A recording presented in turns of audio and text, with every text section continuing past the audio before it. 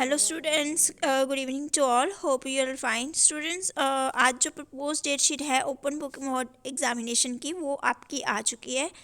जैसे कि मैंने इवनिंग को ही आपको पोस्ट कर दिया था कि आप मुझे कोई भी डाउट्स हैं आपके रिगार्डिंग ओबी मोड के, तो आप मुझे बताइए. तो मैं उसके रिगार्डिंग एक वीडियो सेट करूँगी जिसमें मतलब कि कल तक मैं वीडियो बना दूँगी जिसमें आपके डाउट्स क्लियर करे जाएंगे.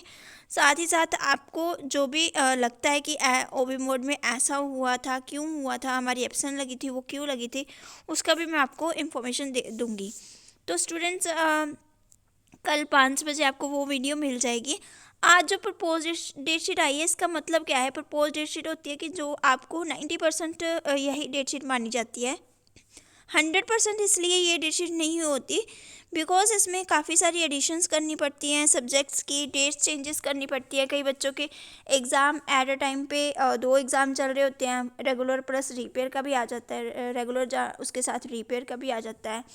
और काफ़ी सारे स्टूडेंट्स जो हैं उनकी कई बारी सब्जेक्ट जो है मेंशन नहीं हो पाता, और ये सारी दिक्कतें जो हैं, प्रॉब्लम्स जो हैं वो आती हैं. तो इस वजह से ये डेट शीट जो है प्रपोज्ड दी जाती है ताकि स्टूडेंट्स चेक कर ले.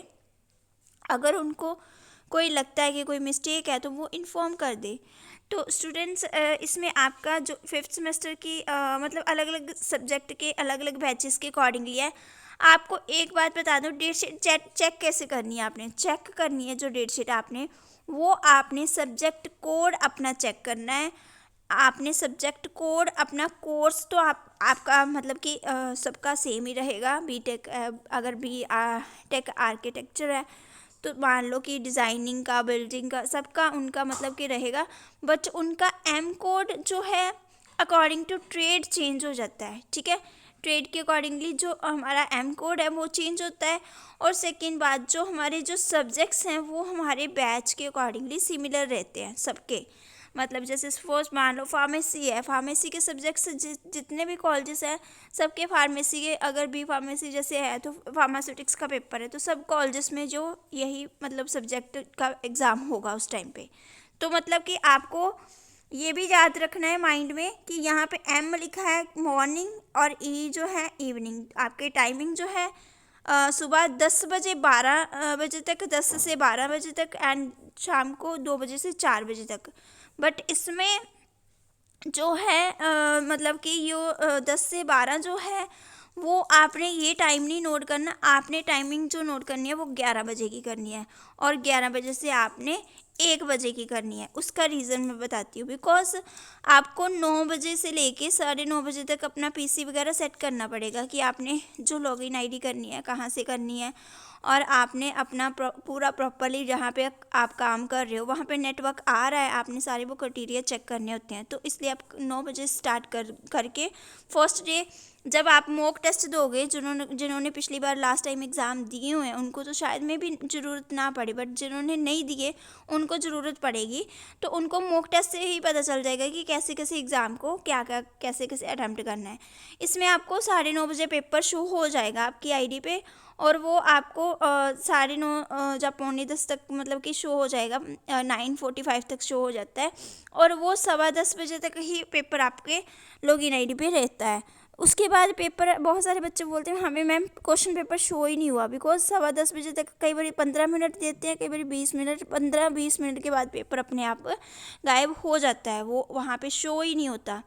बिकॉज वहाँ पे आपकी एब्सेंट भी लग चुकी होती है. सेकंड बात, उसमें आपका एब्सेंट यही रीज़न है आपकी एब्सेंट लगने का जब आप क्वेश्चन पेपर है जो ओपन नहीं करते हो. ठीक है, तो इसका पीटीयू ये मानती है कि आपने साफ साफ चीटिंग करके पेपर किया है.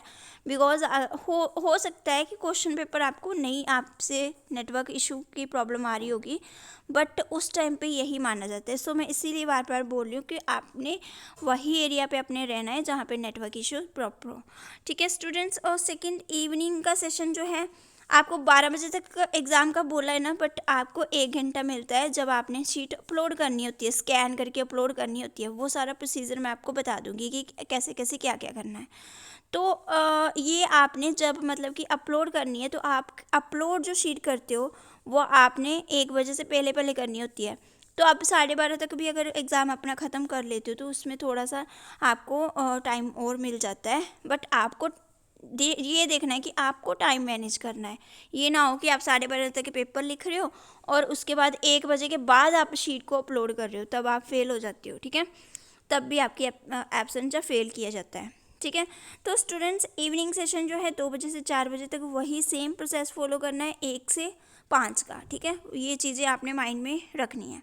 और यो जो इसमें यही बताया गया है कि अगर आपकी क्वेरी है तो आप जो लॉगिन है आपकी आईडी पे, वहाँ पे आप मतलब कि अपनी क्वेरी डाल दीजिए। क्वेरी मीन्स कि रिगार्डिंग आपका एग्ज़ाम जो है वहाँ पे, यहाँ पे इस डेट शीट में अगर मेंशन नहीं है, जहाँ कोई एग्ज़ाम क्लैश कर रहा है, जब कुछ भी इसकी रिगार्डिंग प्रॉब्लम आ रही है तो वो आप कंसर्न कर सकते हो इस आईडी पे, मतलब अपनी आईडी से क्वेरी डाल सकते हो। ठीक है, नेक्स्ट स्टूडेंट्स, जो जिन स्टूडेंट्स को डेट शीट नहीं अभी शो हो रही है वो मुझे कमेंट में अपनी ईमेल आईडी बता दे, मैं उनको फॉरवर्ड कर दूंगी।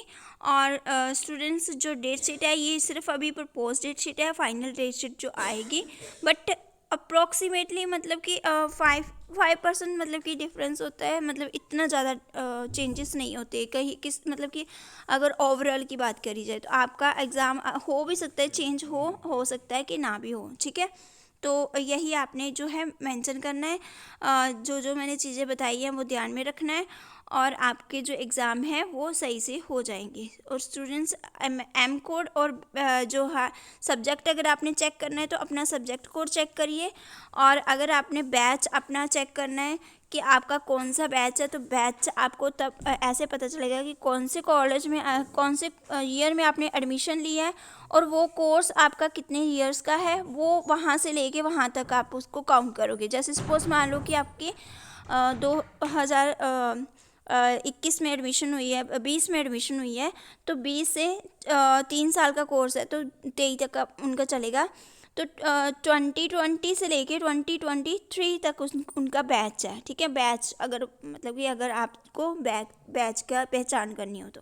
ठीक है स्टूडेंट्स, तो यही आपका जो है इंस्ट्रक्शन है रिगार्डिंग डेट शीट। होप आपको क्लियर हो गया हो। कोई डाउट फिर भी रह जाता है तो मैं कल की वीडियो में आपके सारे डाउट्स क्लियर कर दूंगी। Thank you and all the best to all students.